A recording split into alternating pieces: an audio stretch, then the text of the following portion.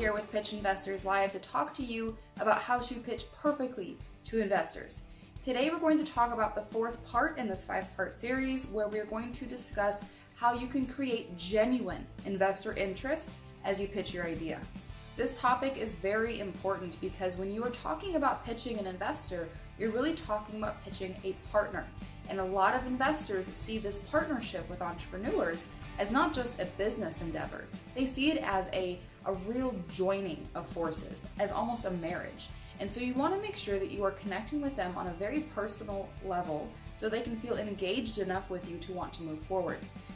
Now, as you think about the power behind what we're about to talk about, you need to remember that investors typically have a pivotal moment in the pitch when they decide that you are the absolute best person for them to be partnering with. For some investors, this is an emotional thing. And when you look at other pitches on Pitch Investors Live and you look at how there's that moment of, oh my gosh, I want to work with this entrepreneur from the investor, you can usually tie that to a very personal thing.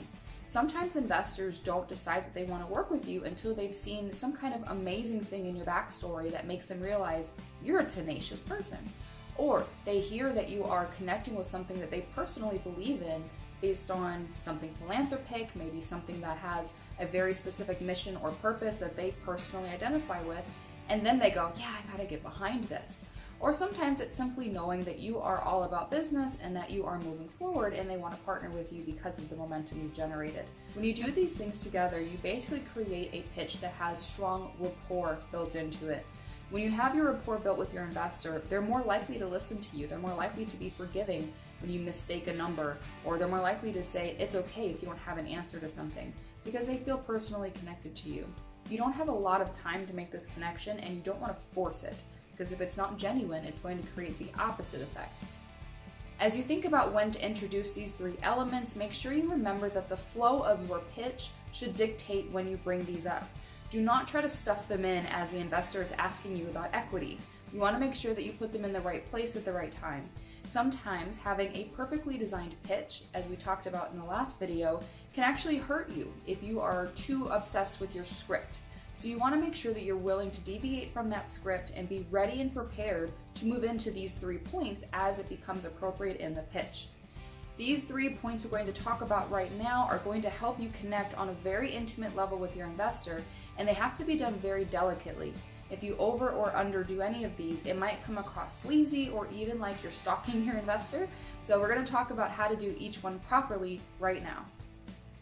The first way you can create genuine investor interest in your idea is by looking into their history and seeing where their roots align with your business idea.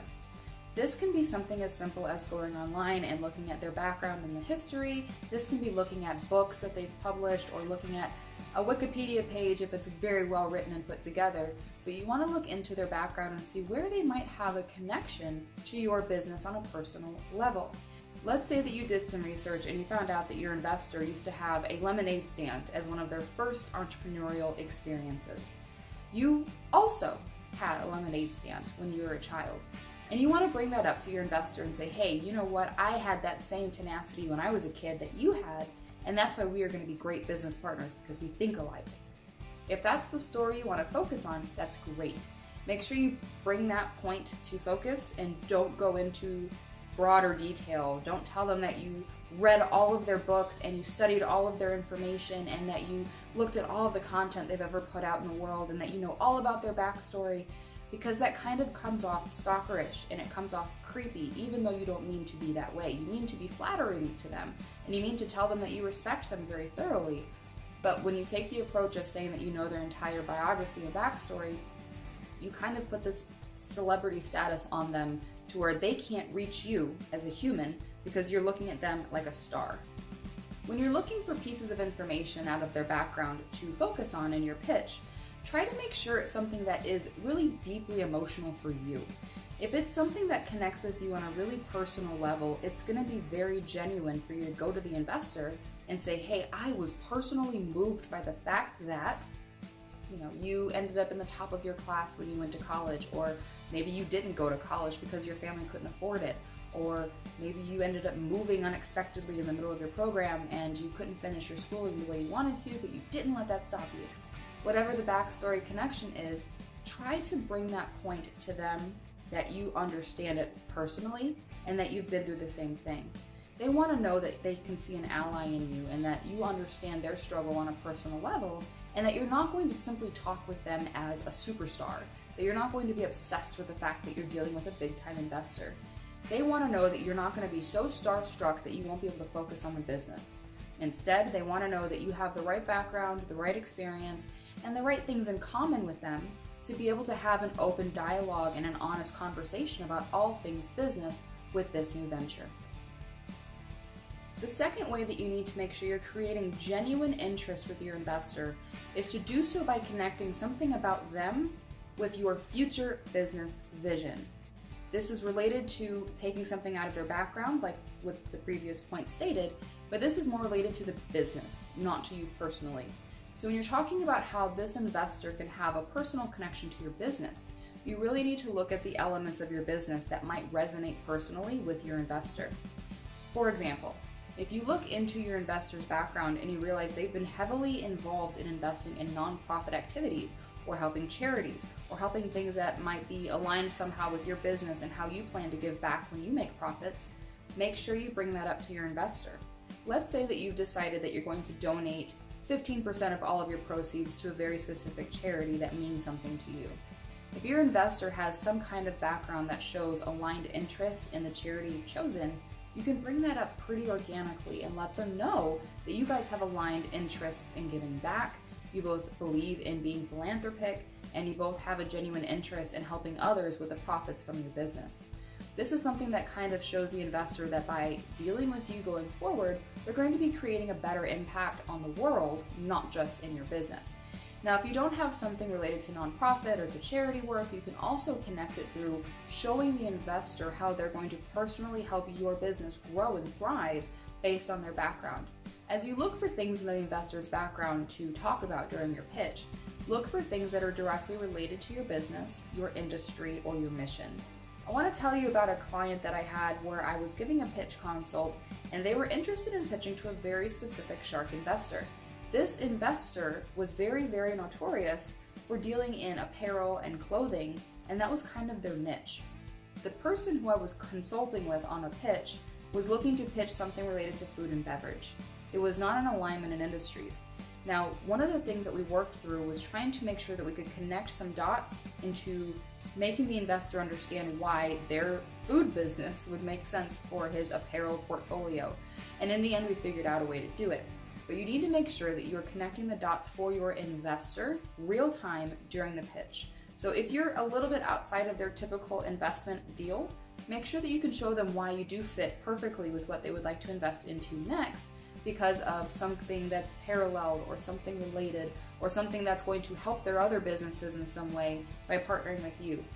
You have to make sure that your investor understands exactly where they fit in your business and why your business makes sense in their portfolio of business investments.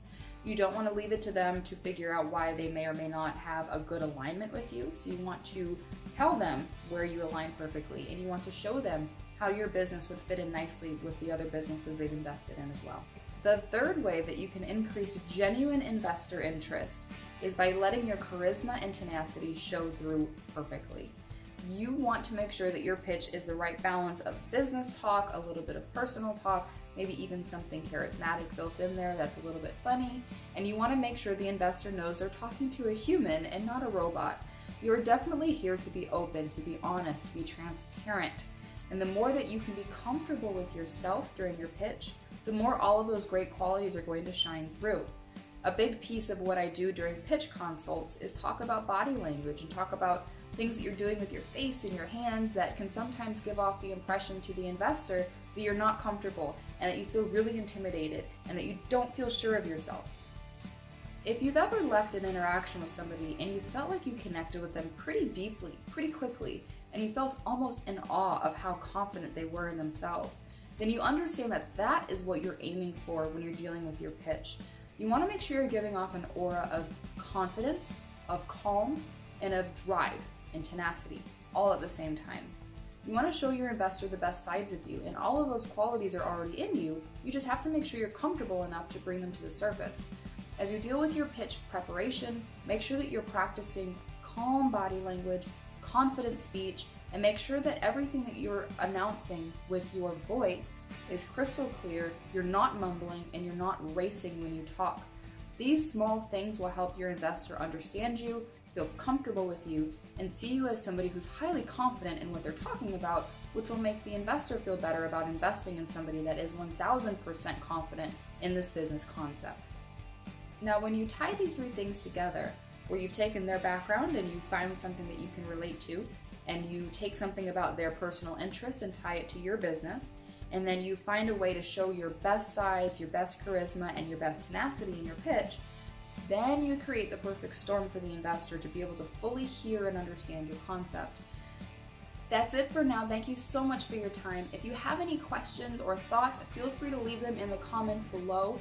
And until next time, stay positive, entrepreneurs.